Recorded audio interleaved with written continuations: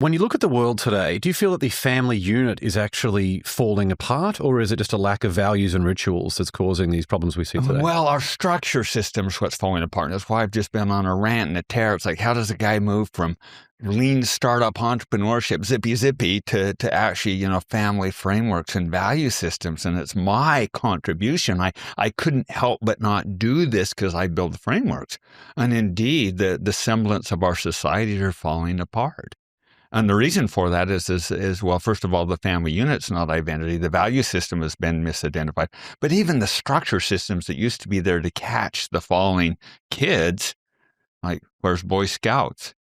Where's religion? Where's the Saturday night football games?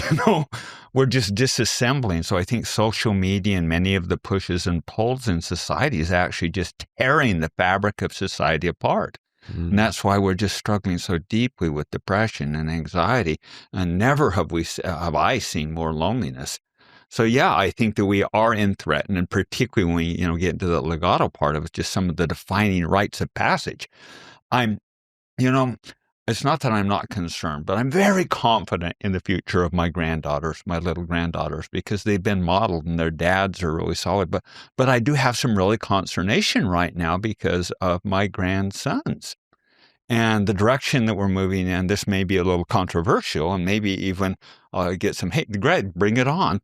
But it's we can't completely demasculate and tear men apart. And societally, we need sovereign queens, sovereign kings, both standing in power. I have a good friend named Chief Bill Lane. He Northern tribes, and he will always say, well, we've been flopping around for 200 years with the right wing.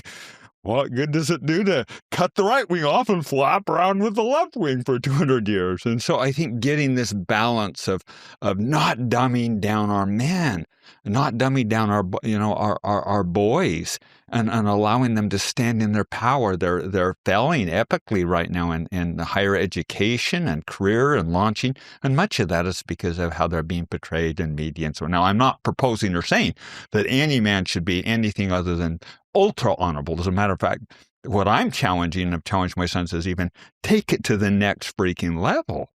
But we've got to be really careful that we balance this out. And so there's some challenges, but with every challenge, I mean, gosh, what great opportunity too. So I remain very hopeful. I love it. We had family coach Sean Donahue on the show recently. He spoke about the most challenging moments with your kids are an invitation for you to show up better, to be better. And it sounds like exactly the same philosophy. Yeah, that's exactly right. As a matter of fact, I'd love to make this statement that if your wife doesn't drive you completely, or your significant other doesn't drive you completely crazy, they're not doing their job.